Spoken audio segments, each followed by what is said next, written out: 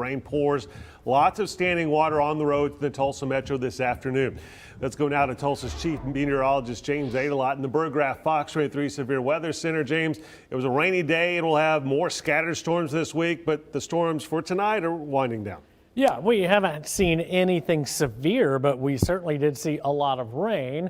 And you can see on my Facebook page, I posted widespread 2 to 3 inch rain amounts in parts of the metro area, and it came down so quickly it overwhelmed drainage. So that's why we still have this flash flood warning in effect until 6:15, even though the rain has moved to the east of Tulsa. And you can see most of it is fairly light right now.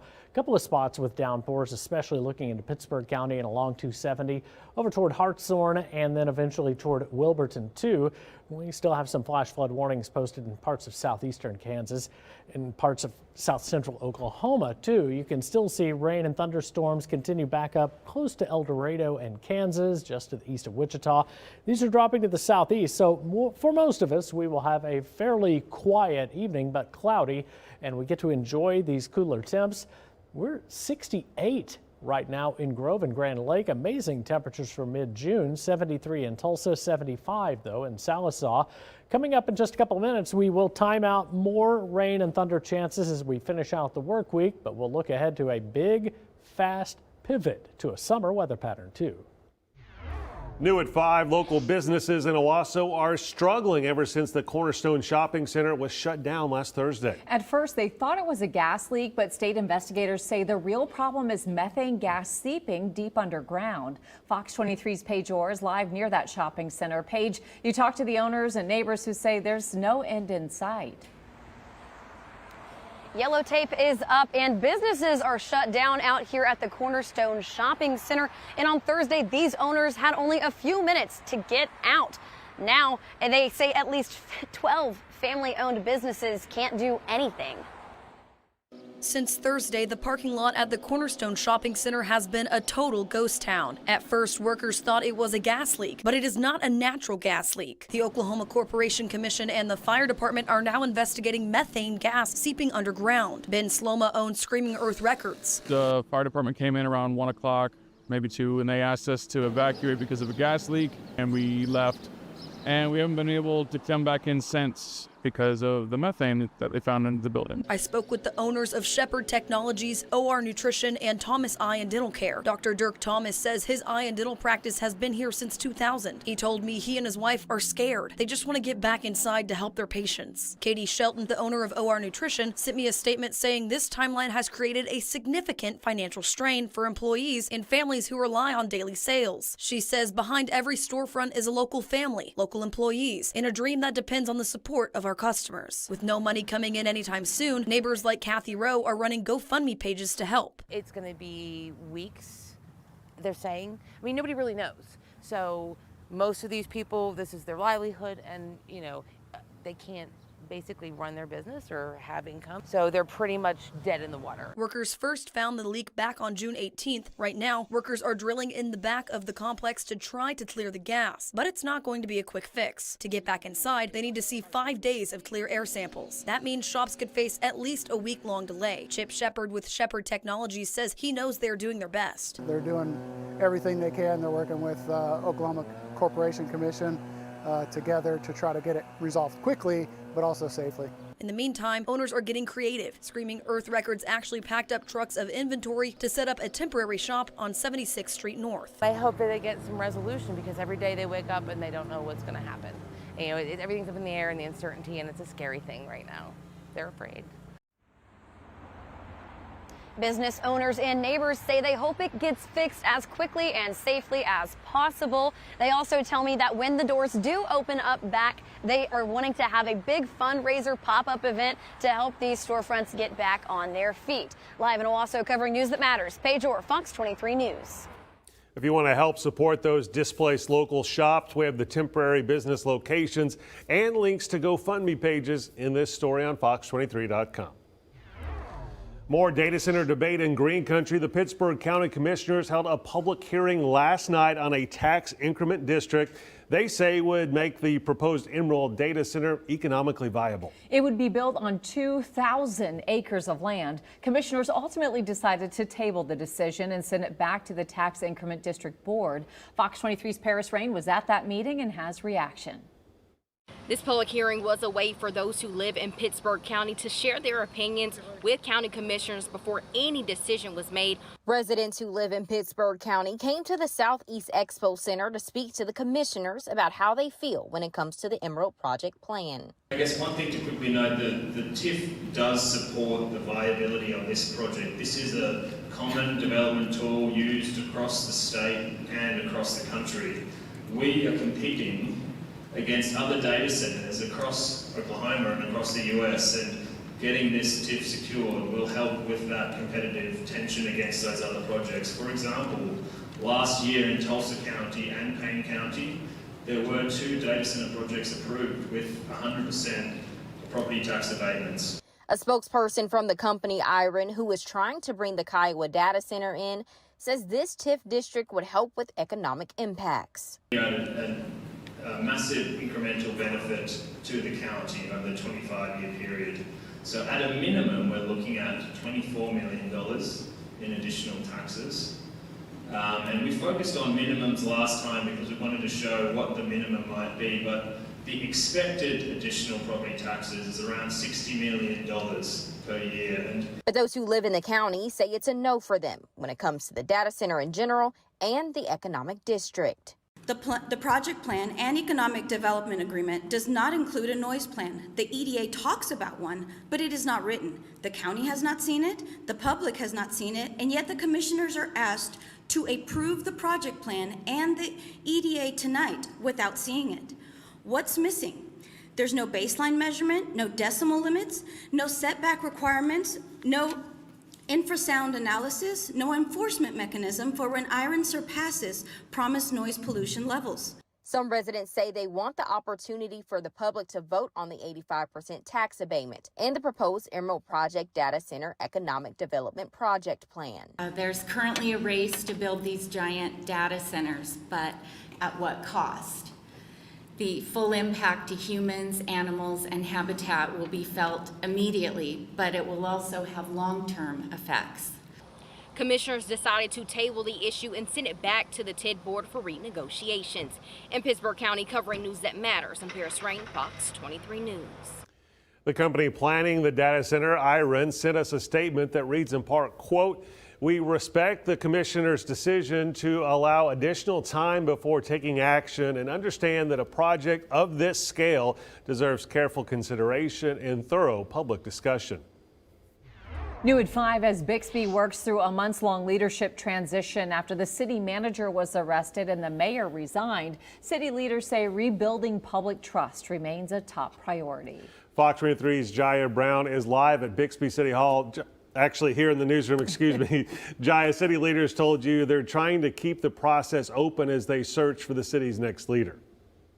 That's right. Bixby's leadership shakeup isn't over yet. After the former mayor Brad Gerard resigned, city leaders are now looking for someone to fill his vacant council seat.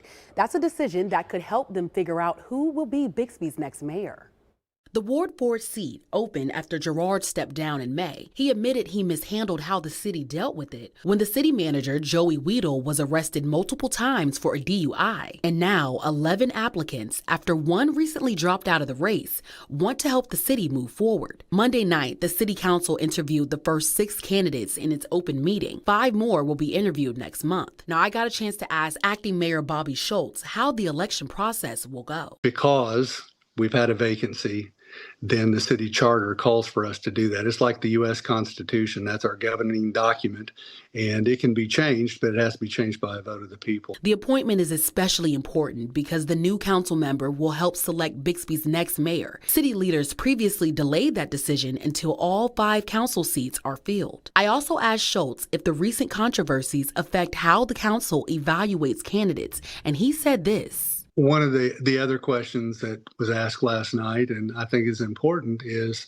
there anything in your background that if it were to come forward would embarrass you or the council or the citizens of Bixby. Schultz says the council is also asking candidates about relationships with city employees or council members to make sure it's all fair and transparent. He says communication, problem solving, and community involvement are among the top qualities the council is looking for as it works to rebuild public trust. We've hit a couple of road bumps, but we're taking care of that. And we talk about adapting, adjusting, and overcoming, and that way we can move forwards. And he told me no matter what they do, he knows not everyone will be happy. And I know that there'll be 10 people who are disappointed and one that's happy, but it'll all be done in front of the public. The final 5 candidates will be interviewed July 9th, and the council will choose a new Ward 4 representative live for the public to see on July 27th. In the studio covering news that matters, I'm Jaya Brown, Fox 23 News. America's birthday is just 11 days away as we celebrate. We're breaking down parts of our nation's history that got us to where we are today. Next, we're remembering the Berlin Airlift.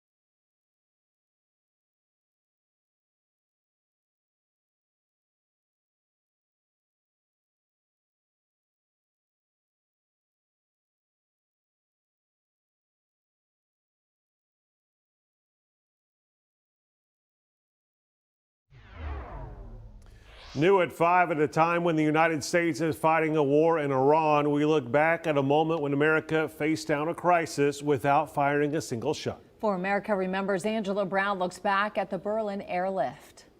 It's a piece of history that doesn't get a lot of attention, but 78 years ago this week, one of the first major showdowns of the Cold War began when the Soviet Union cut off an entire city, daring America and its allies to respond.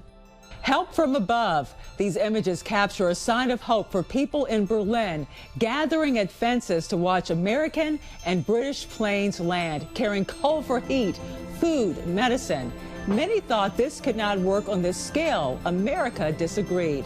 It all started June 24th, 1948. Soviet forces sealed off every road, rail line, and supply route into West Berlin, trapping more than 2 million civilians. 2 days later, the first American flights took off. British flights joined 2 days after that. The year before, President Truman had promised that America would stand against Soviet expansion anywhere in the world. Berlin was a test of whether America meant it. The Berlin airlifts lasted more than 15 months and more than 2 million tons of supplies were dropped. Moscow gave up and lifted the blockade. No war broke out. America had made its point, but the Cold War was just getting started. For America Remembers, I'm Angela Brown, the National News Desk. From the Berggraf Fox 23 Severe Weather Center, Tulsa's chief meteorologist, James Adelot. As we look outside right now, things drying off in Tulsa, even though that flash flood warning is still in effect technically. The drainage is caught up, roads starting to dry out just a bit. As we look down at I-44 and Memorial Drive, we are still overcast and temps are still really cool. We've bounced back up a bit, though, to 73, so our temperatures actually will be cooler than this. Most of us kind of locked in to the mid-70s right on through the rest of the evening. As you can see, there's the outline of that flash flood warning that's still in effect until 6:15, and that was mainly because the rain fell so quickly it overwhelmed drainage off roads. So while that's improving a lot, officially we still have that warning in effect until 6:15. We still have a few downpours moving across parts of mainly Montgomery and Chautauqua County and north of Highway 60 in parts of Nowata, Washington, and Osage County too. Just a few downpours here. We've had other flooding concerns with a flash flood warning until 6:45 in Craig County and parts of Ottawa County too. Even in McAllister, we've seen the intensity of this really start to come down quite a bit. Most of it in Pittsburgh County is still south of Highway 270. And we look further upstream, we're still seeing some showers and thunderstorms developing over parts of south central and southeastern Kansas. The trajectory of that may be a little more toward the northeast corner of Oklahoma, but some widely scattered showers will continue for us. And then tomorrow morning, here we go again, another cluster of thunderstorms developing and moving our way. That will gradually slide out as we head past noon tomorrow. There's a chance that we get some widely scattered showers or storms in again Thursday morning and possibly even Friday morning too. Right now, 73 at the airport. Uh-oh. Somebody better check on Manford. 123 degrees. And it's thankfully a dry heat. It's really not. It's probably 73 degrees, a little data glitch there.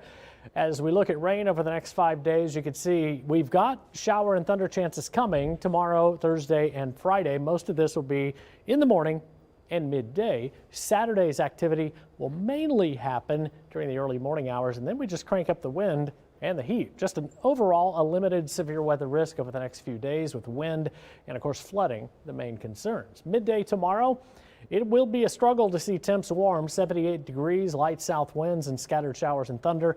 As we check out the rest of the hour-by-hour forecast through the rest of this evening, light wind, 74 degrees, chance of rain and thunder returning, especially by morning, and we roll into the 5-day forecast. 85 tomorrow's high, an orange level weather impact with rain and thunder likely in the morning. We'll stick with the yellow level weather impact Thursday and Friday. Scattered showers and thunder again mainly in the morning. And then up go the temps and the wind speeds and the heat index too. By Saturday and Sunday, low to mid 90s. Heat index both days will likely be climbing up close to 105. We will check on Manford. We will report back after that 120 degree temperature reading. We don't think it's anything but a data glitch. I'll have another update coming up in about half an hour. And don't forget to download our free Fox 23 News app. If you don't have the app already, just open up the camera on your phone and point it at the QR code on your screen to download it right now. With the app, you can watch broadcasts live on your phone and stay informed no matter where you are.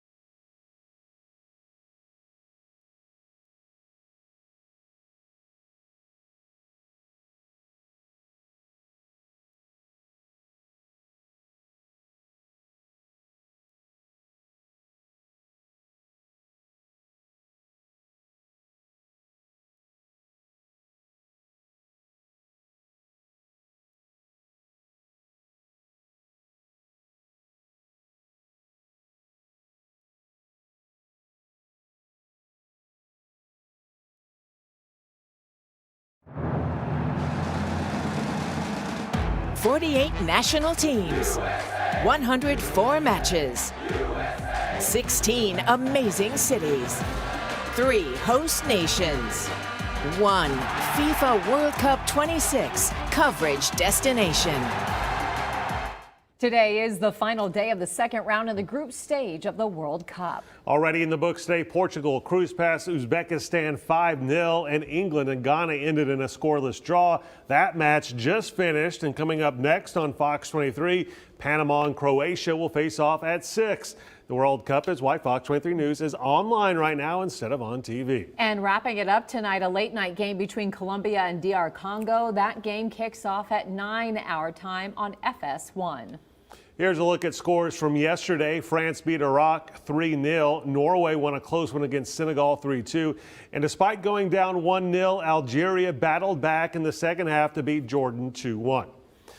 Cristiano Ronaldo has now joined the World Cup party. The Portuguese legend netted 2 goals to lead his squad to a 5-0 rout of Uzbekistan and secure a spot in the knockout round.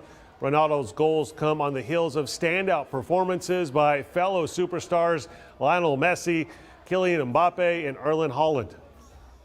The world's oldest known soccer ball is currently on display in Coral Gables, Florida, as part of the World Cup festivities. The ball, a stitched leather football dating from 1540 to 1570, was discovered during restoration work at Scotland's Stirling Castle. The 16th century artifact is on loan from the Scotland's Stirling Smith Museum.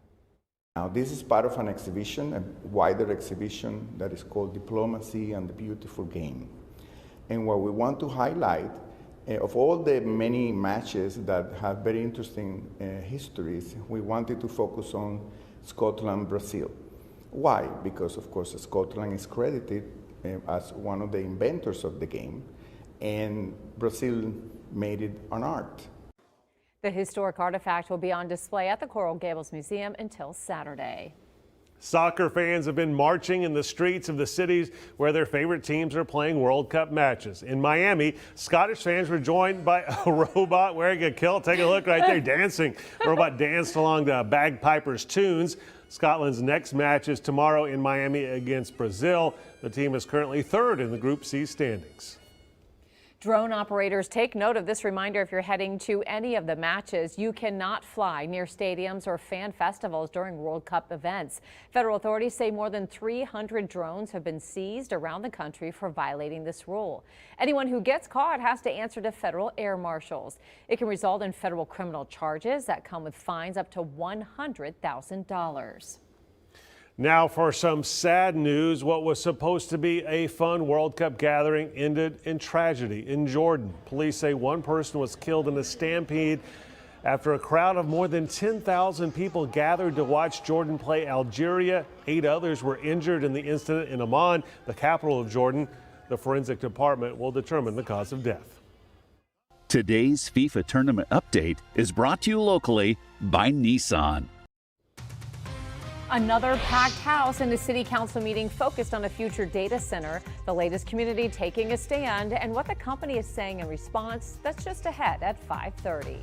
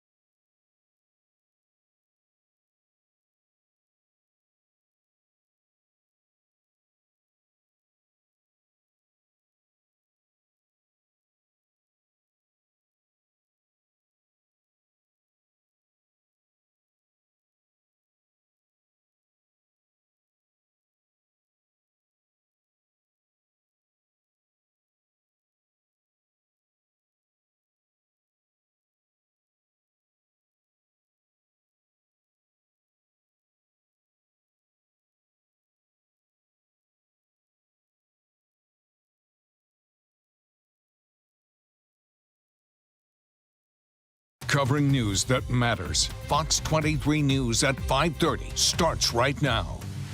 New at 5:30, people in Piedmont gathered at their city council meeting last night to share their concerns about a proposed data center that the Planning Commission recommended to deny 3 weeks ago. I'm Nathan Thompson. And I'm Shay Rozzi. Rob Hagan with our sister station Fox 25 was at that packed meeting where a representative with Cloverleaf tried to clear the air of what they called misinformation. It wasn't the rezoning application for Wild Horse Acres bringing the crowd packing the Piedmont City Council meeting. They even ran out of parking spaces. It's the Cloverleaf Data Campus proposal to be decided by City Council. Data centers don't make any money. It's taking money. Once again, a line of residents shared their voices and their fears. It's not just going to affect our generation, it's going to affect the generations to come in Piedmont. The Planning Commission recommended City Council deny Cloverleaf's application, but Aaron Bilyeu is back. And he brought his team. There's a lot of needs in the community for the upgrades to the water infrastructure, and where our site is located, we will need water from the city, and we are willing to pay for those benefits. I asked Bilyeu for the facts on water consumption, power, and noise. He says the data campus would use 75,000 gallons of water per day for the initial phase of the closed-loop cooling system for up to 4 months. That's like filling 4 swimming pools. The data campus would use the same power as a small metropolitan area, up to 1.4 gigawatts. He says the data center would operate at a noise level of 60 decibels. Every classification within the city of Piedmont has a higher allowed decibel than 60. Bilyeu says because of franchise fees and other payments, the town of Piedmont would make $9 million a year from the data center and supplying up to 500 permanent jobs. Is there anything Cloverleaf, Beltline Energy, or another data center can say to you to change your mind? No, not at all. That was Rob Hagan reporting. Tonight, Tulsa's investigative reporter Jana Clark is working on a strange story full of twists and turns. It started when a woman emailed Jana saying her landlord had illegally turned off her power. When Jana went to look into it, she thought she'd find an apartment complex at the 51st and Yale address, but instead it was a motel room. And turns out the woman who reached out wasn't even supposed to be staying in that room. The Eagle Suites property manager says the people who had originally signed the paperwork were way behind on their rent. What did you think when you realized that the people who were staying in the room weren't the people who rented the room? It was pretty excessive for them to even go out and reach out to you guys, knowing that they were late on the rent and that they weren't even the ones renting the room. The woman who was staying in the motel room even went as far as filing paperwork in court to try to get a judge to let her stay in the room. See what the judge had to say. Plus, find out what rights you do have if you choose to stay in a motel room for an extended stay. See Jana's new Fox 23 investigation tonight at 9. New at 5:30, Glenpool police arrested a man they say damaged property at a storage unit. Police say they were called to Cotton Creek Mini Storage, where 37-year-old Mushfiqar Rahman was found trespassing inside the facility on Saturday. During the investigation, officers found multiple vehicles with damage throughout the property.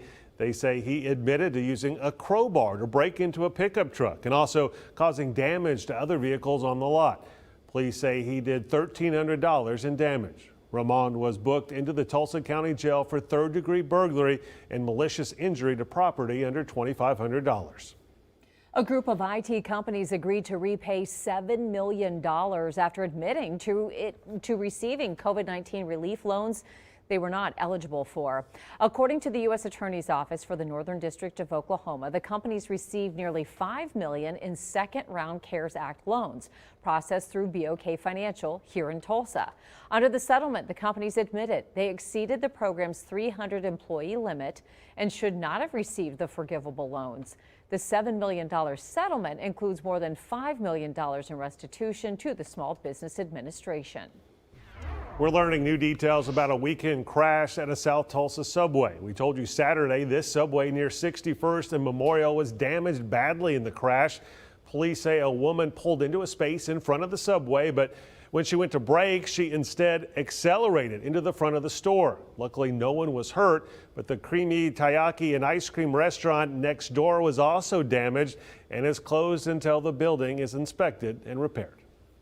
There's now a way where you can help the employees of a Broken Arrow diner after a truck crashed through their front doors. We brought you coverage Saturday when 8 people, including 2 teenagers, were sent to the hospital. One of the victims went in critical condition. A GoFundMe account has now been set up to help pay Oneida Diner employees while the owner works toward reopening. If you'd like to help, we have a link in this story on Fox23.com. Now, Broken Arrow police don't think the driver drove into the diner on purpose, but they still don't know the cause of this accident. So far, no arrests have been made at this time. Next, the debate over America's affordability crisis continues in Washington. What each party is blaming on the higher prices you are paying, while also working on a solution.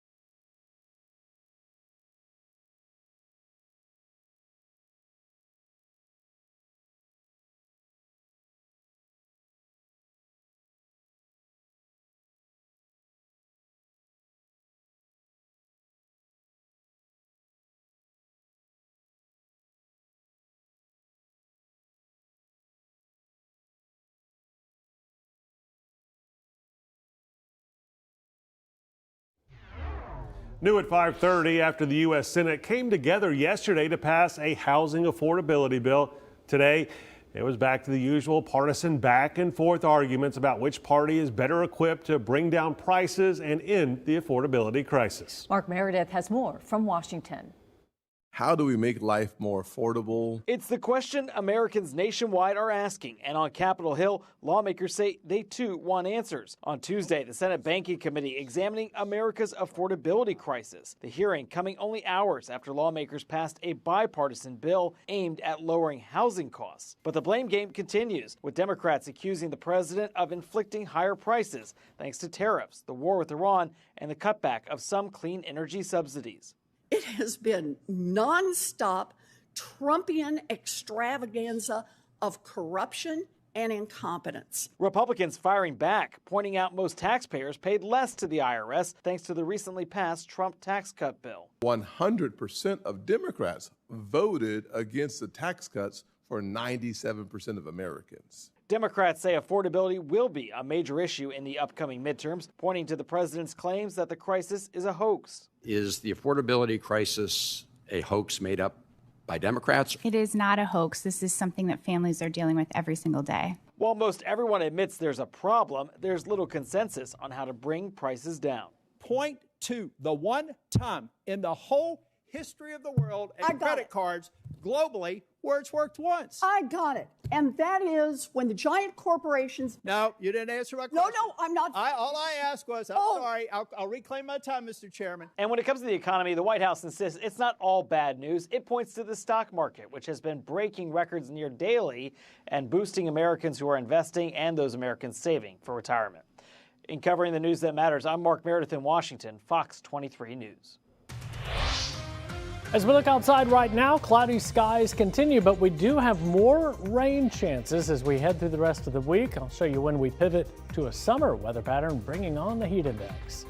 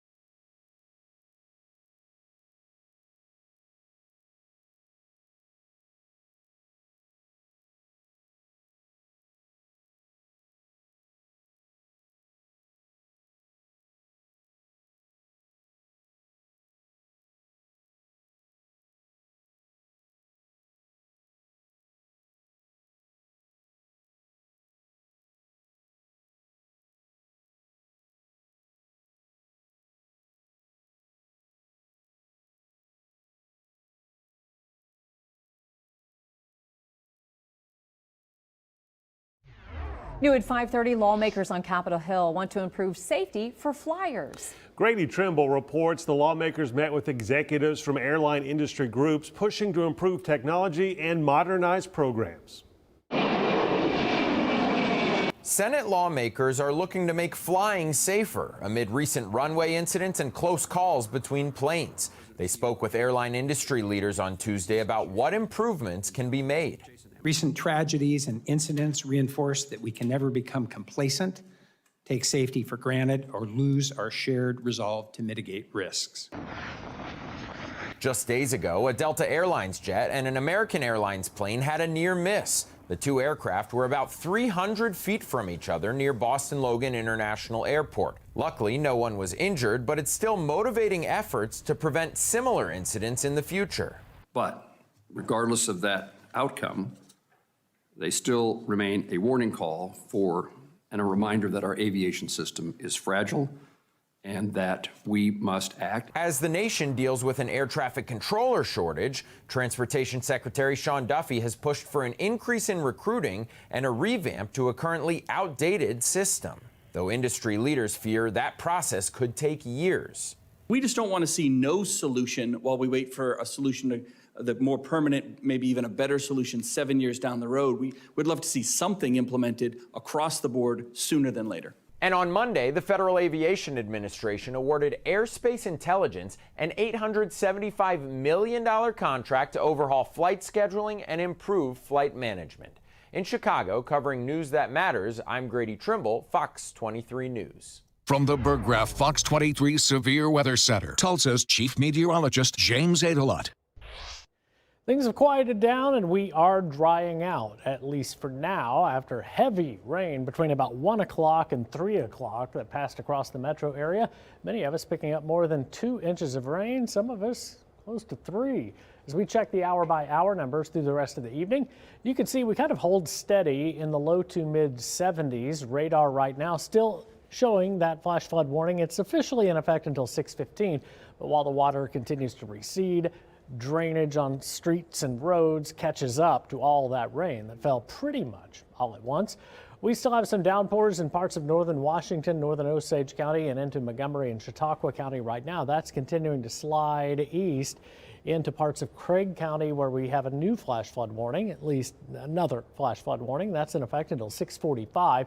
Again, the same situation that happened in the metro area. We saw a lot of rain really quickly, so it overwhelmed drainage. Southeast Oklahoma, the rain finally starting to wind down here after being really heavy in parts of Pittsburgh and Latimer County. The intensity has really dropped. On the wide view, we continue to see that arc of showers and thunder from southeast Kansas curving all the way down into North Texas. Out to the west, one severe thunderstorm over Amarillo, too. Now for us, we will stay fairly quiet this evening. This computer model still wants to generate more thunderstorms for us again tomorrow morning through the middle of the day. That'll be the trend, not only tomorrow, but probably Thursday and Friday, with our highest rain and thunder chance coming during the morning through midday and drying out during the afternoon. We are in the 70s right now across nearly all of the metro area, and there is good news to report. Manford at 74 degrees. As we check rain over the next 5 days, we'll see scattered showers and thunder again, mainly in the mornings and through midday. Now, these are thunderstorm complexes that develop in Kansas and move our way, so there's a chance they veer to one side of us too. And there are some indications Friday, mainly Friday morning, that the highest chance for rain, thunder, and really heavy rain will stay northeast of Tulsa, but we will continue to watch. What we have depicted here Saturday would be in the really early morning hours, and then it is on to summer-like weather for us. Limited severe weather risk will continue. Overall, wind would be the primary threat. Flooding, too, because lots of places in eastern Oklahoma are saturated. Tomorrow, scattered showers and thunder, that's going to last through midday. South winds will continue. We roll in the rest of the hour-by-hour numbers with mostly cloudy skies, temps hanging in the low to mid 70s for the next 12 hours. We roll into the 5-day forecast. We'll keep tomorrow at an orange level weather impact because those thunderstorms look likely tomorrow morning. Look at the warming trend, 90 Friday, and then windy and hot, low to mid 90s, heat index climbing back to 105. That's the start of a summer weather pattern for us. We'll show you how long that'll last all the way through next week with that 10-day outlook coming up in just a few minutes. Olivia Rodrigo's album debuted at #1 on the charts. After the break, we're looking at who's also making headlines in the entertainment world.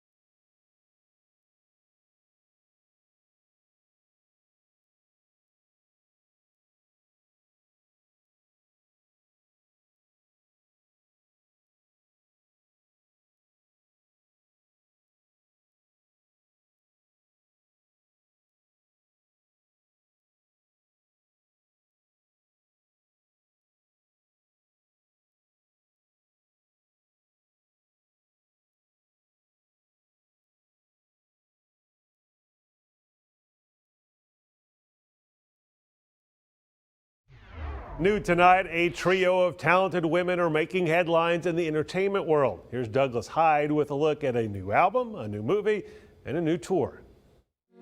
You're a spark in the dark, and my clothes will caught a flame. You should feel how I feel when somebody says your name. Olivia Rodrigo seems pretty happy for a woman with a #1 album. You seem pretty sad for a girl so in love just debuted atop the Billboard 200. Rodrigo is also launching a new music festival in August that'll raise money for charities benefiting women and girls. The all-female musical lineup will include Chappell Roan, Stevie Nicks, and Doechii. We come out of the lab with the intelligence of a toddler. Is that where the sun lives? And then we learn everything from our humans. There you go. And then slowly. Well, that's dumb. A new trailer is giving us our first look at Jenna Ortega in Clara and the Sun. Director Taika Waititi's sci-fi film stars Ortega as a robotic artificial friend purchased by a mother for her daughter who's suffering from a mysterious illness. Clara and the Sun hits the big screen in October. It's your show. It's your creative vision. This is going to blow people's minds. If you missed Billie Eilish's last tour, don't worry. You can now watch from the comfort of your couch. Billie Eilish, Hit Me Hard and Soft, is now available to buy or rent on digital. Co-directed by Eilish and James Cameron, the concert film provides a VIP all-access pass to the sold-out tour. In Hollywood, I'm Douglas Hyde. Star Wars creator George Lucas is swapping the director's chair for a microphone in his unexpected comeback to the big screen. Lucas is lending his voice to a character in the upcoming animated movie Minions and Monsters. That's according to the CEO of Illumination, the studio behind the project. He says the idea for Lucas to appear came up spontaneously during production and got a quick yes. Lucas recorded his lines in Paris. His cameo also features an animated version of famed actor and director Orson Welles. Minions and Monsters is a sequel in the Despicable Me franchise. It hits theaters next week on Wednesday, July 1st. Promotional merchandise for the upcoming Spider-Man movie is missing the mark with some fans. We're talking about a limited edition combo popcorn bucket and drink cup. Preview images of that and other items are out now, ahead of the release of Spider-Man Brand New Day on July 31st. According to USA Today, many fans are not thrilled with the combo container's translucent design coming out of Spider-Man's wrists, as you see right there. Others said on social media the buckets don't look like they can actually hold much popcorn. Some fans think the promoters are overthinking the design and should stick to more realistic and simplistic merchandise. Madonna is causing a commotion. The singer recently told Interview magazine Universal Pictures refused to give her the big budget she wanted for her biopic. Madonna said after that deal fell through, Netflix offered her a series. The 67-year-old pop music icon says Universal wanted what she called an extortionist price to buy back the script she wrote. Madonna went on to say she searched for months for writers and a producer for the proposed series, but couldn't find any. She also talked about her health troubles, saying years of dancing in high heels and running on pavement have left her with no cartilage in one knee. The company that wants to bring a data center to Pittsburgh County says people need to look at the benefits it will bring. Coming up on Fox 23 News at 6, the action county commissioners took at last night's meeting. And an Owasso shopping center is closed until further notice because of methane gas seeping up from underground. At 6, we'll look at why it could be a while before the businesses there can reopen.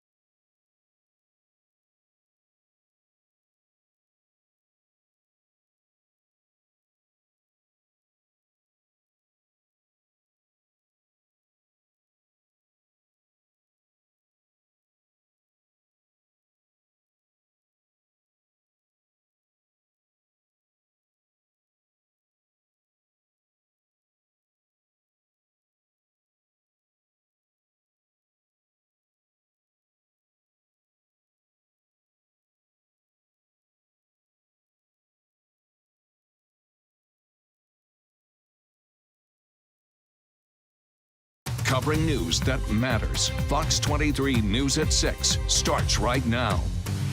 Welcome to Fox 23 News at 6 online. Thanks for joining us. I'm Nathan Thompson. And I'm Shay Rozzi. So glad you're with us. We start with a look at flash flooding in the Tulsa Metro this afternoon. This is video I shot on Skelly Drive near the 31st Memorial exit off of I-44 on my way into work. What a mess. You can see how deep the water got by looking at the car tires and drivers running into some trouble. And this is video I shot while sitting at a stoplight on my way to work just down the street at the intersection of 31st and Memorial. You can see debris floating down the road as the rain pours. Some drivers needed help. Look at this video of the Tulsa Fire Department that they posted showing firefighters and strangers coming together to help a stranded driver by pushing their car to higher, drier ground. TFD says they got numerous calls involving stranded drivers who tried to drive through floodwaters. Remember, it only takes a small amount of moving water to sweep a car, even a big truck, off the road. TFD says, remember the saying, turn around, don't drown. Let's go now to Tulsa's chief meteorologist, James Adelot, in the Burgraff Fox 23 Severe Weather Center.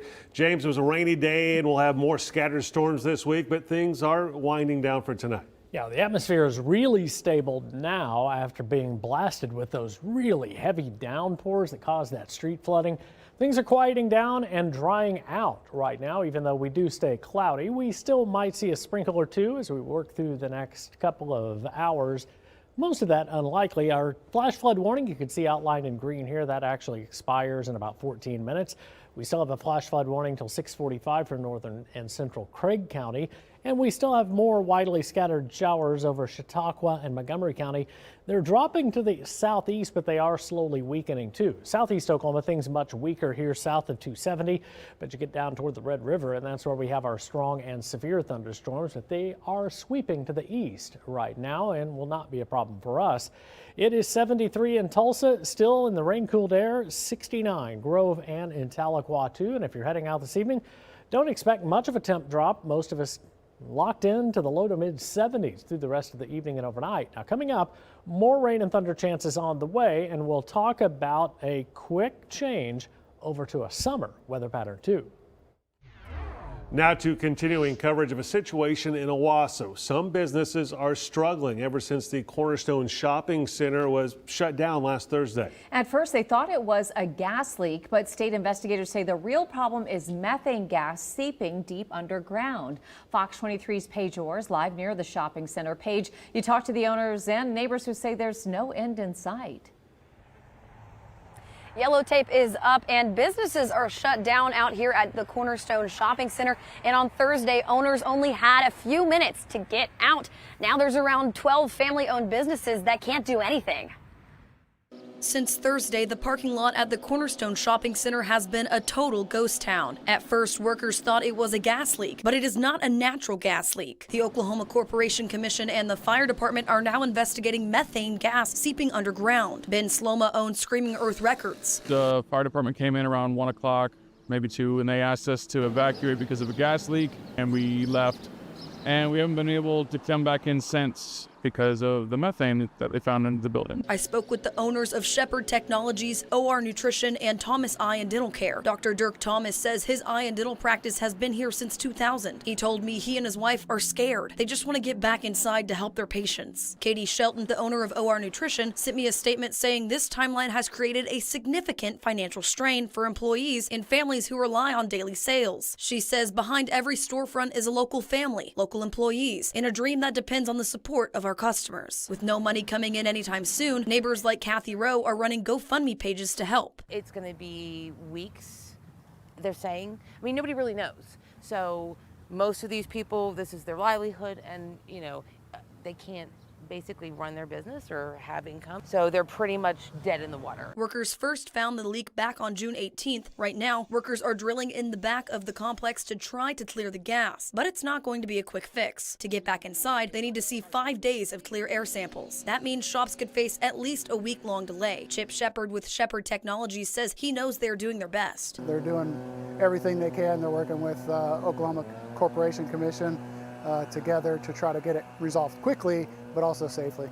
In the meantime, owners are getting creative. Screaming Earth Records actually packed up trucks of inventory to set up a temporary shop on 76th Street North. I hope that they get some resolution because every day they wake up and they don't know what's going to happen. You know, everything's up in the air and the uncertainty, and it's a scary thing right now. They're afraid. Business owners and neighbors say they hope it gets fixed as quickly and safely as possible. They also told me that when the doors finally do open back up, they want to host a big pop-up fundraiser to help these storefronts get back on their feet. In Owasso, covering news that matters, Paige Orr, Fox 23 News. If you want to help support those displaced local shops, we have the temporary business locations and links to GoFundMe pages in this story on Fox23.com. New developments. Former death row inmate Richard Glossop was back in court today, and a judge determined he will receive a new trial. The judge dismissed Glossop's request that he be allowed to go free without a new trial and that he be given credit for time served. Glossop's new trial date for the death of motel owner Barry Van Treese will now take place September 28th. Glossop is still allowed out on GPS monitoring as long as he abides by a curfew and remains at his wife's house. 6 IT companies agreed to repay $7 million total after admitting they received COVID-19 relief loans they were not eligible for. According to the U.S. Attorney's Office for the Northern District of Oklahoma, the companies got nearly $5 million in second-round CARES Act loans processed through BOK Financial in Tulsa. Under the settlement, the companies admitted they exceeded the program's 300-employee limit and should not have received the forgivable loans. The $7 million settlement includes more than $5 million in restitution to the Small Business Administration. Glenpool police arrested a man for damaging property at a storage unit. Police say they were called to Cotton Creek Mini Storage, where 37-year-old Mushafikar Rahman was found trespassing inside the facility Saturday. During their investigation, officers found multiple vehicles with damage throughout the property. He admitted to using a crowbar to break into a pickup truck and causing damage to other vehicles on the lot, totaling to $1,300 in damages. Rahman was booked into the Tulsa County Jail for third-degree burglary and malicious injury to property under $2,500. We're learning new information from Tulsa police about a fatal motorcycle accident last night. Police identified the man who died as 20-year-old Caleb Lopez. TPD says Lopez was driving north on Riverside when an SUV tried to turn east onto 31st Street. They say Lopez's motorcycle hit the passenger side of the SUV, killing him. Police say Lopez was wearing a helmet and that the driver of the SUV had minor injuries. The investigation is ongoing. We're learning new details about a weekend crash at a South Tulsa Subway restaurant. We told you Saturday this Subway near 61st and Memorial ended up with some serious damage. Police say a woman pulled into a space in front of the Subway, but when she went to hit the brake, she instead accelerated into the front of the store. Thankfully, no one was hurt, but the Creamy Taiyaki, an ice cream business right next door, was also damaged and is closed until the building is inspected and repaired. There's now a way for you to help the employees of a Broken Arrow diner after a truck crashed through the front doors. We brought you coverage Saturday when 8 people, including 2 teenagers, were sent to the hospital. One of the victims is in critical condition. A GoFundMe page has now been set up to help pay Oneida Diner employees while the owner works toward reopening. If you would like to help, we have a link in this story on Fox23.com. Broken Arrow police don't think the driver drove into the diner on purpose, but they still don't know the cause of the accident. So far, no arrests have been made at this time. New at 6, connecting people with career opportunities. Urban Strategies officially hosted their North Tulsa Job Fair today with the goal of bridging the gap between employers and people looking for work. The job fair was open to the public at the 36th Street North Event Center. It gave people the chance to connect with local businesses, nonprofits, and workforce agencies to talk about their next steps in their professional journeys. Organizers say it's about creating real pathways to economic opportunity for all Tulsans. Unfortunately, there are not a lot of resources in North Tulsa where individuals can get a job. Northside Neighbors is going to be a neighborhood organization that will bring the resources to the community and not expect the residents to live here to go outside the community for services and resources. Some of the organizations there today included the Tulsa Police Department, MetroLink, and Tulsa Public Schools, just to name a few. New at 6, the Tulsa City County Library is celebrating 100 years of Route 66 with free programming for all ages. This afternoon, there was a STEM activity with Discovery Lab for 1st through 5th graders at Schusterman Benson Library. Kids got to make their own Route 66 inspired landmark. Fox 23 was there and talked to the youth librarian about why they decided to hold this event. They need to learn how science, technology, engineering, and math all make up our world. And the Mother Road, Route 66, Tulsa plays a really big part in that, and it all ties into one. And I think it's really important for kids to learn that history and to see the scientific elements of that as well. Coming up on July 18th, you can taste iconic treats of Route 66 with guest speaker Annette LaFortune Murray at Central Library from 11 to 12:30.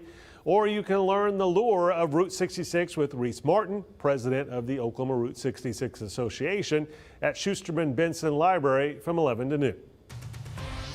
A Central Oklahoma family is sharing their experience of having a tree fall through their roof and almost taking their baby's life. We'll look at the close call and hear from the family next.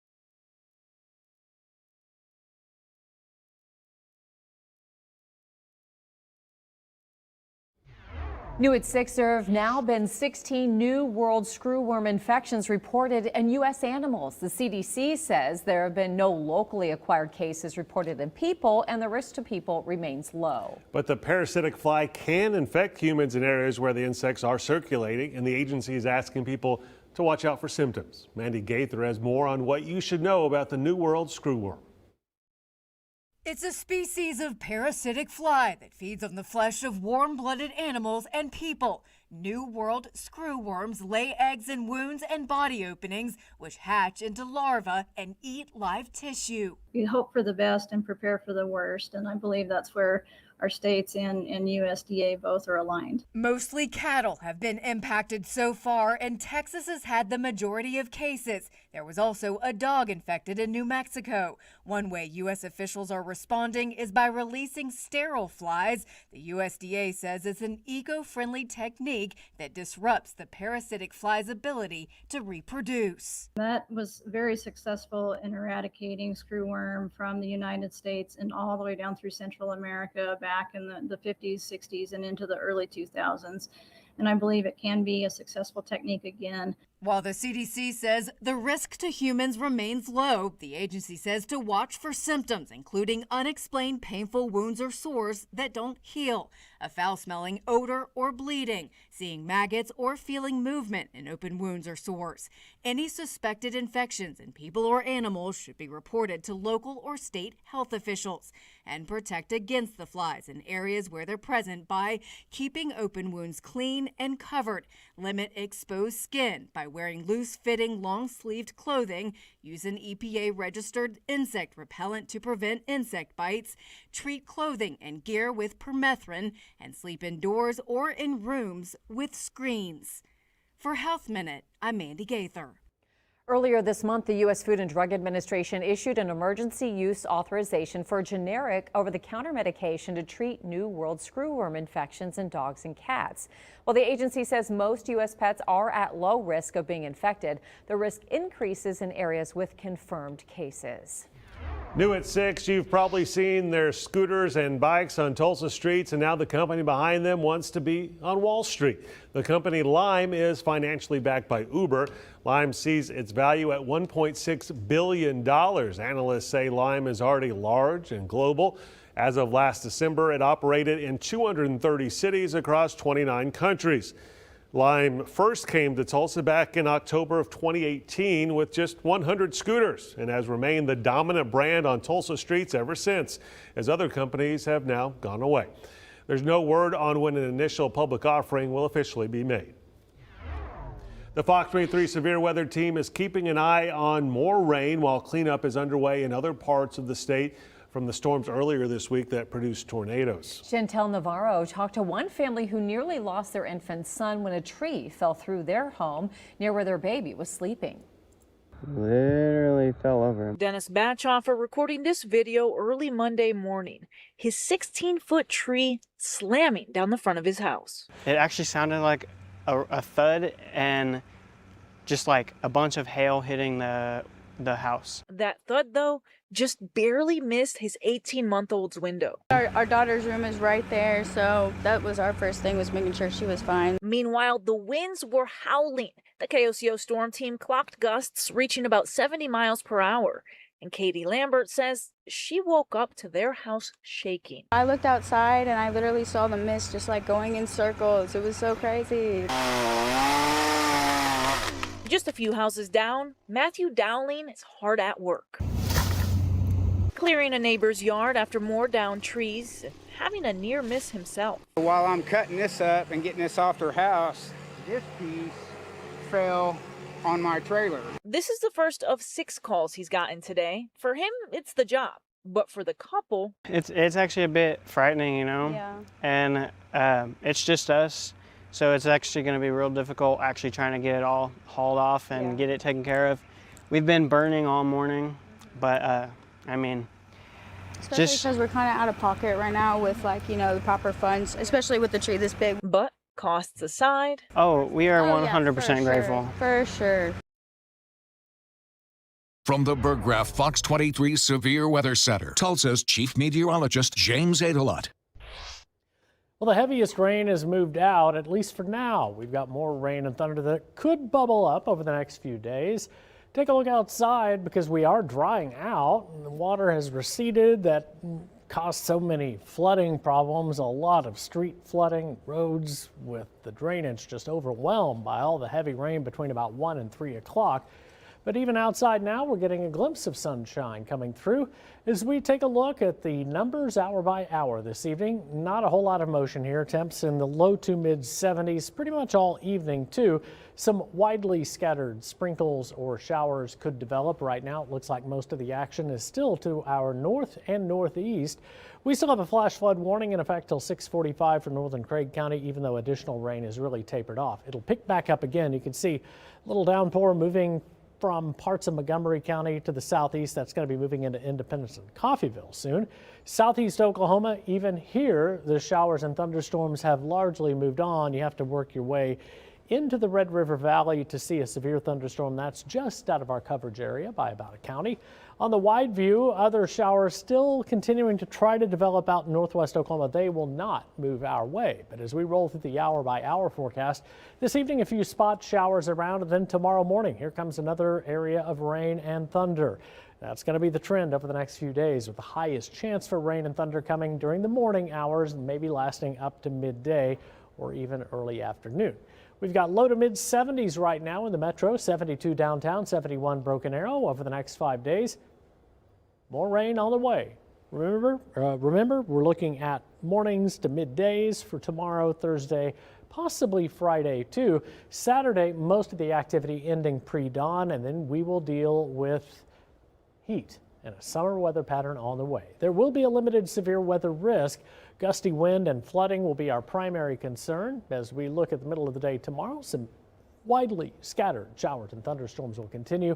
Mid to upper 70s, climbing slowly into the 80s between the showers and storms.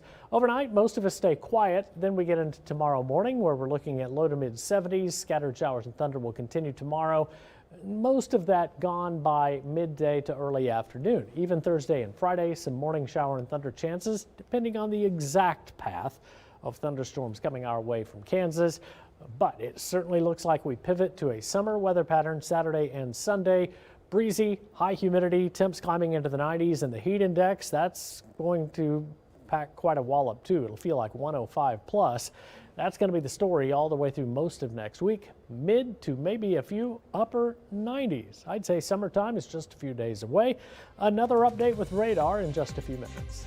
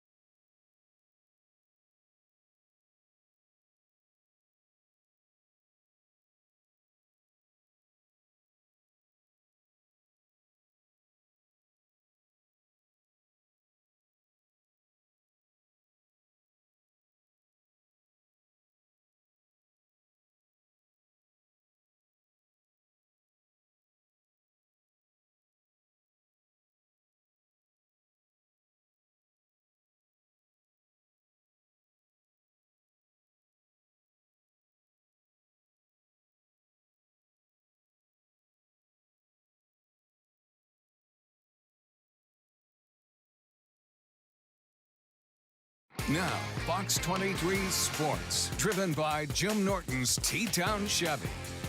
It was one of the most unexpected, unbelievable runs in college baseball that we have ever seen. But now for the third time in program history, OU baseball is once again national champs. And the Sooners made it look easy, rolling to a 13-2 win last night, capping off one of the most dominant runs en route to a title ever. Along the way, they knocked off second-ranked Georgia Tech in regionals, 15th-ranked Kansas in supers, third-ranked Georgia and seventh-ranked Alabama in the World Series, and then finally fifth-ranked UNC for the title. It was more than incredible. It was Sooners magic. We knew that the talent was always in the room, and that's something that Skip and all the coaches preached to us from day one in the fall, is that this group of guys is special. Whether we were playing well or not, we believed that we had the talent in the room to go out and win a national championship, and I feel like we were able to just kind of get hot at the right time, and now we're national champions. But everybody talks about us, well, they got on a big run. I'm telling you, they got really confident, and they cared a lot about each other. They didn't want to give in, and that was what was incredible. They never gave in, and they were selfless for that. When you have your team with one of your best leaders as your hardest workers, I don't have to say much. That's called attitude, and that's really what it's about, having a great attitude. Meanwhile, the NBA draft gets started tonight, and it's a big one for OKC. They got the 2 first-round picks, the 12th overall and the 17th overall. Now, there is some good news. There's a lot of depth to this class, so there should be plenty of talented guys left for them to pick. The Wizards have the first overall pick, and there's still a lot of debate about who they're going to take. It could be Darren Peterson from Kansas, or A.J. DeBance out of BYU, or even Cam Boozer from Duke. Here's a better look at the draft order. Utah will go second, followed by the Grizzlies. Now, there is still a chance that the Thunder decide to package some of those picks and move up to grab somebody. We'll see what ends up happening when all the action gets started at 7 o'clock. And, of course, we'll have a full breakdown for you later on tonight. All right, thank you, Spencer. Coming up on Fox 23 News at 6:30, employers who were once willing to help cover the cost of expensive weight loss drugs for their employees are now rethinking covering the cost in 2027. We'll look at the reasons next at 6:30.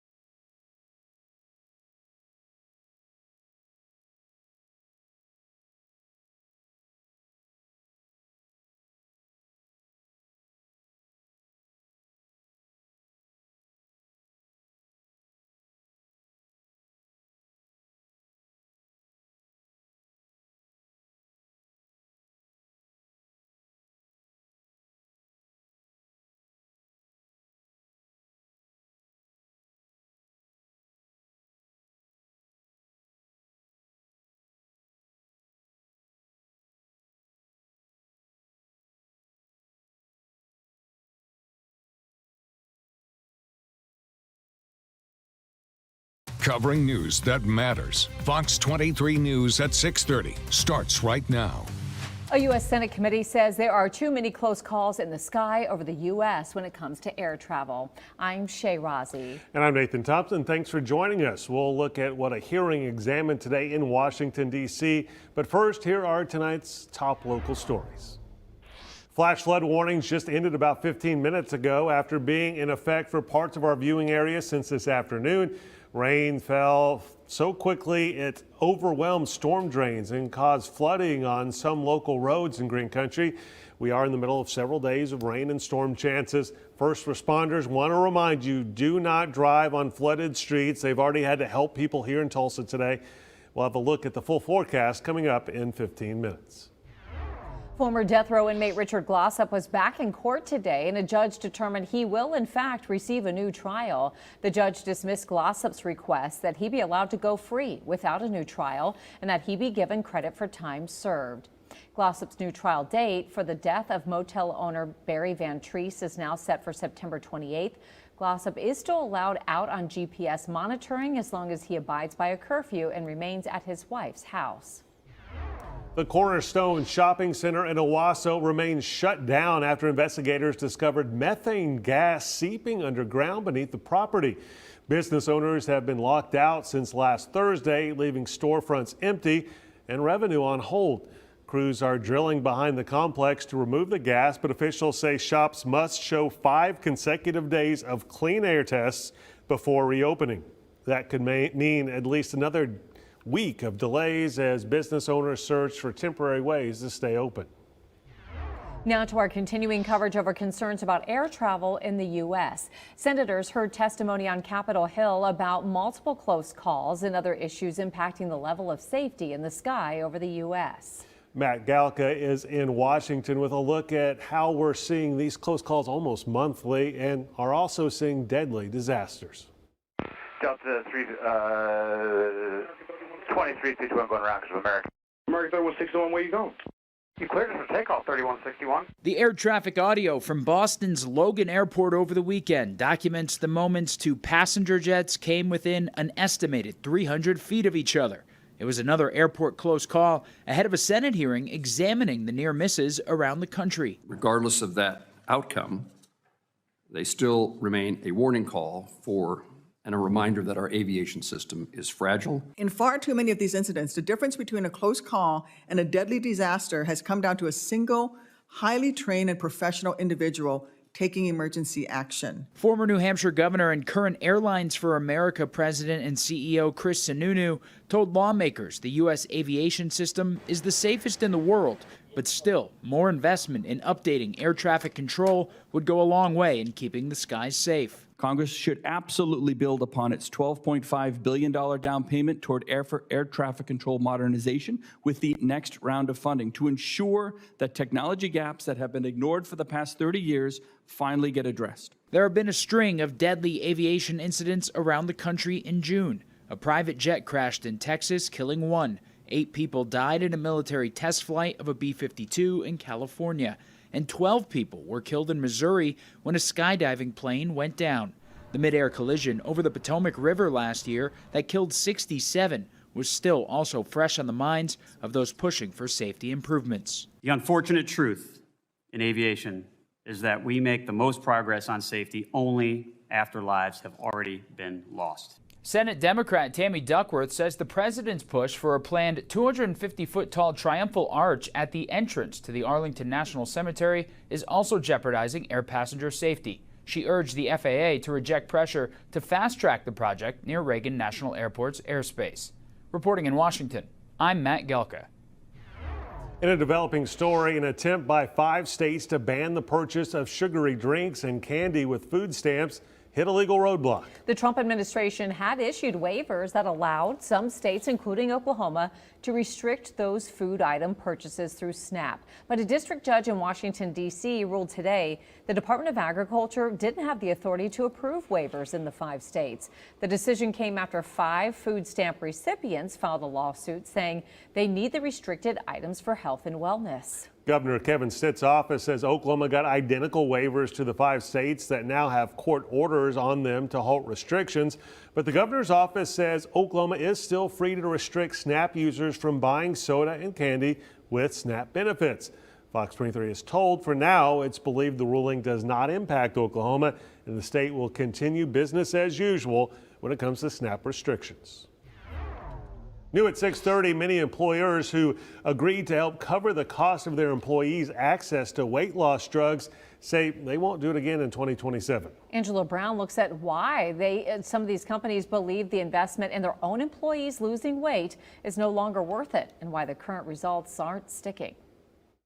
There's a good chance someone you know is on a GLP-1 drug. Last year, 1 in 8 adults said they were on a GLP-1 for weight loss, diabetes, or another condition. Reuters is reporting that about 10% of employers who now cover GLP-1 drugs for weight loss said they plan to drop the drugs in 2027. The reason? Costs and payoff. Daniel Labroad designs and builds healthcare plans for companies. He says the math is not adding up for some employers. And so you say, hey, I'm going to spend $500, $1,000, $2,000 a month for my employee to get it. The problem is most 25 to 30% of employees stop it after 6 months.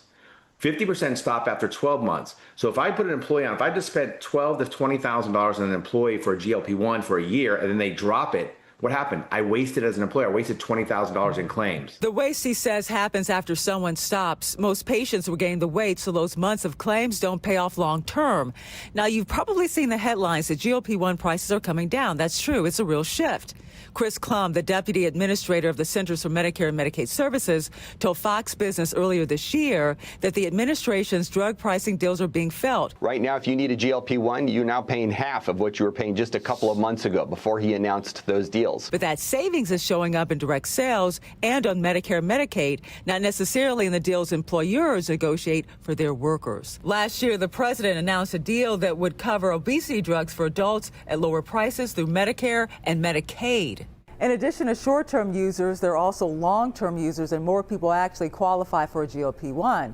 Health experts say that even if the prices go down, since more people qualify, more people will sign up, and costs could still go up. Reporting in Washington, D.C., I'm Angela Brown.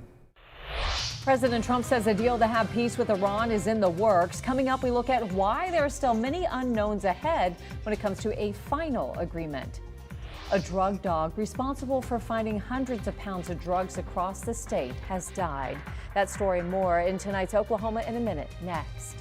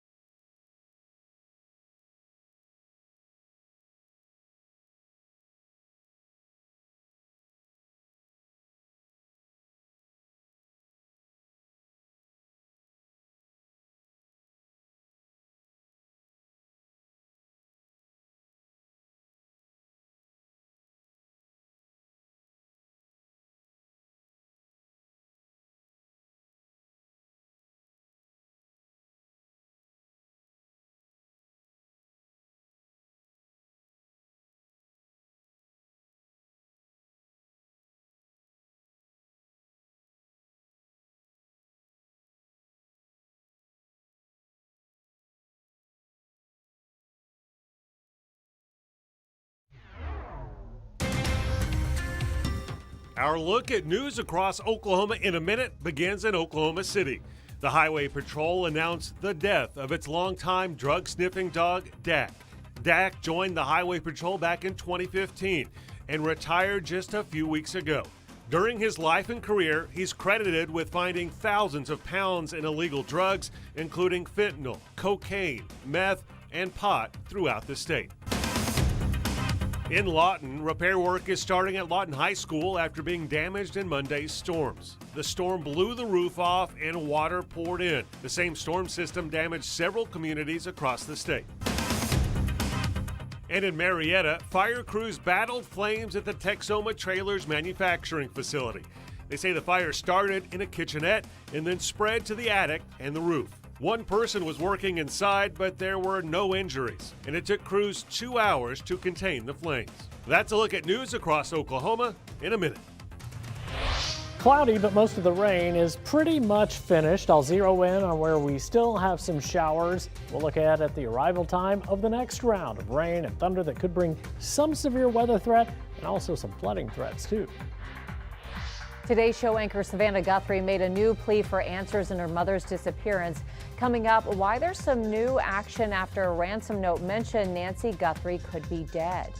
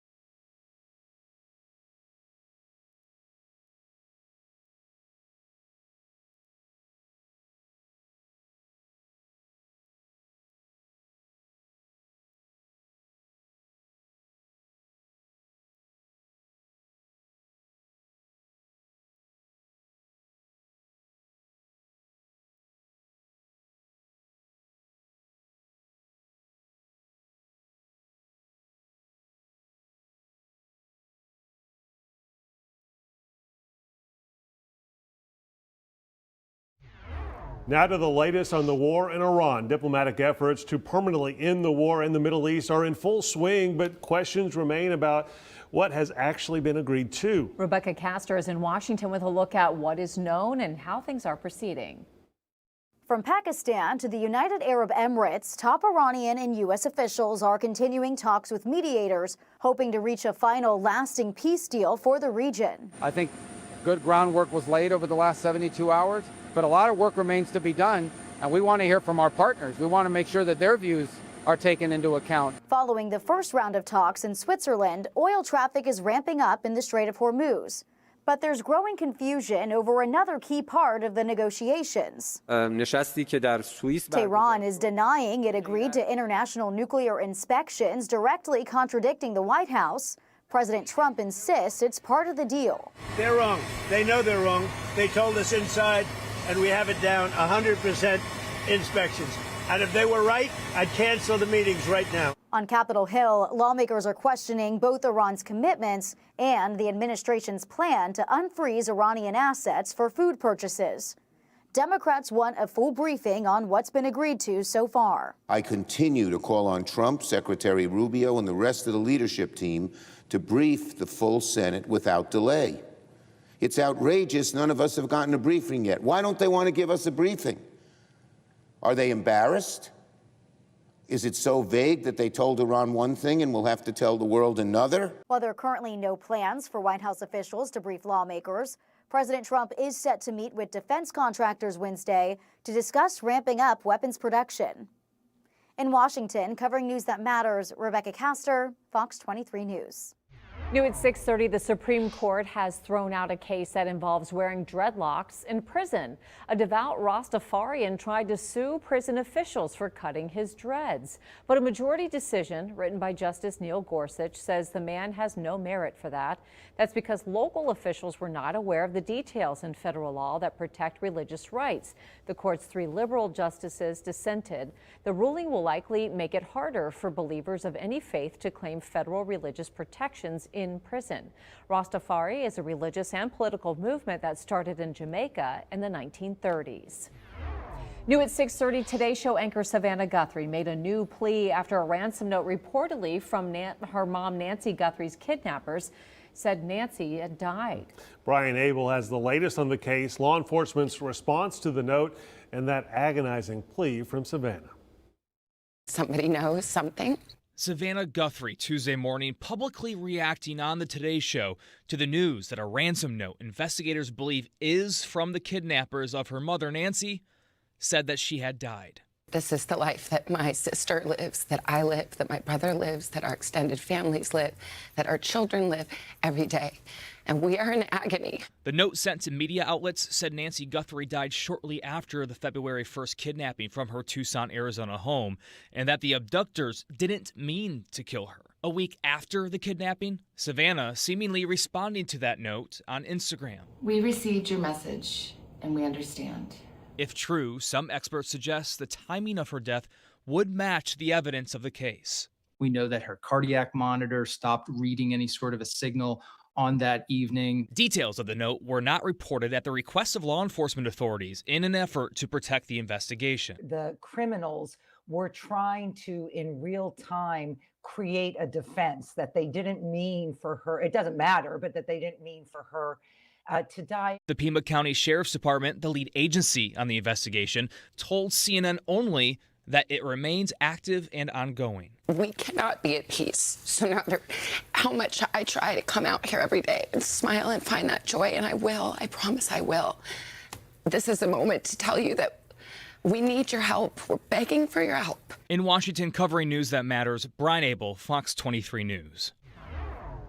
Let's take a live look outside through the Fox 23 Skyview network. We're starting to dry out following afternoon storms that brought so much rain it caused flash flooding in parts of green country. Let's check in with Tulsa's chief meteorologist James Adelot in the Burgraff Fox 23 Severe Weather Center with how things look for the rest of the night and when we'll finally see some hot, sunny summer weather. Yeah, that's on the way too. Let's take a look outside because the Creek Turnpike is fairly empty across the Arkansas River. The river, however, is not empty. There's a lot more water in it, runoff from all of the rain, not only this afternoon, but back a couple of weeks too, this really wet weather pattern. As we look at temps this evening, most of us stay locked into the low to mid 70s. Radar continues to show a sprinkle or two possible. Right now, the heaviest rain continues to weaken in Montgomery County, just light to maybe moderate rain.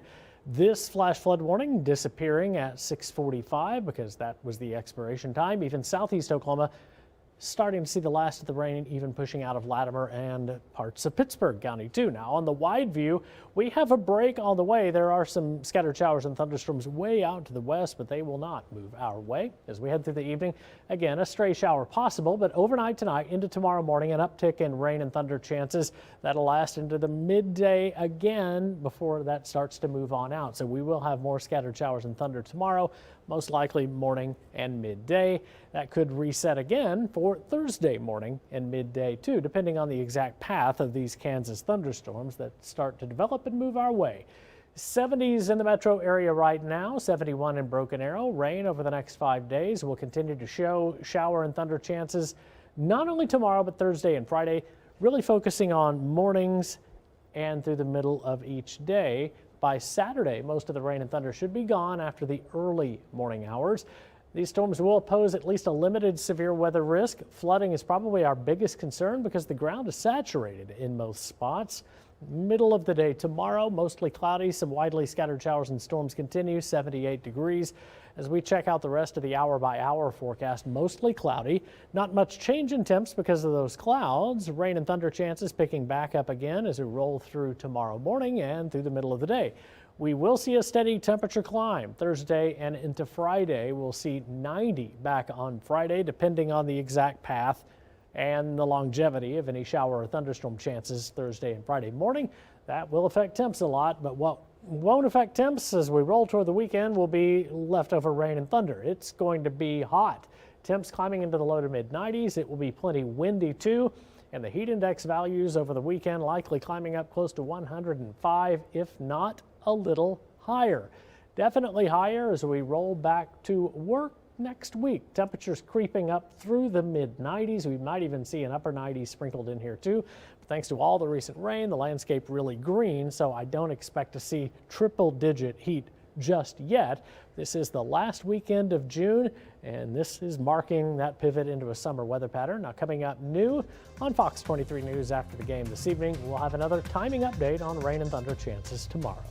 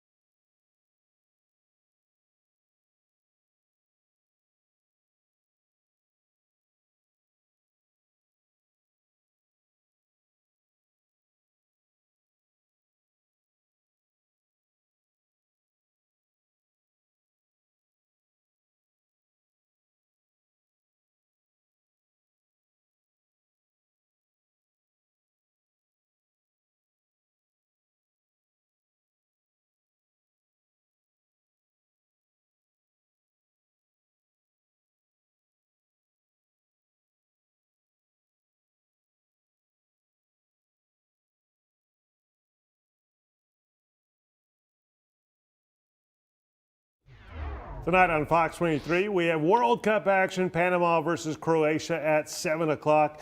Then be sure to join us after the match for Fox 23 News at 9 and 10. Before we go, another state, not us, got its first Buc-ee's. All the hype is behind Buc-ee's is our great employees. It's just a great blessing. It's very humbling to know that all these people support us, and that's what I'm happy to do, is be here when they're just here and everybody's having so much fun, the kids. It's a great thing to be a part of. Arizona's first Buc-ee's location opened yesterday in the city of Goodyear. Fans of the massive travel centers lined up to be the first in the door. And did they? The parking lot opened at midnight ahead of the store's 6 a.m. grand opening. Some fans arrived much earlier, with the first customer claiming their spot around 4 o'clock Saturday afternoon. Oh, wow. Another Buc-ee's fan showed up with a fresh tattoo of Bucky the Beaver. My gosh. There you go. Oklahoma City officials confirmed there have been preliminary discussions to build a Buc-ee's in Oklahoma. Word circulated online that the store would be at I-40 and Cimarron Road between El Reno and Yukon. Why not over here? There we go. That would be nice. Well, a Jerusalem zoo is singing the praises of 4 capybara pups named after the Fab Four. Meet John, Paul, George, and Ringo, the adorable pups named after the Beatles because they are a foursome, of course. They were born. They're cute. I love them. They were born nearly 2 weeks ago in Jerusalem's Biblical Zoo and have been a big hit with visitors. Video from the zoo showed 3 males and 1 female was named Ringo, enjoying lettuce and even taking a dip. The zoo says this is the first time in a decade that capybaras were born at the zoo. The web-footed animals can grow to more than 4 feet long and weigh more than 100 pounds. And they are adorable. They Thanks for are watching so cute. Fox 23 News at 6:30 online. We will see you back on TV tonight for Fox 23 News at 9 and 10 after World Cup coverage. Have a great night.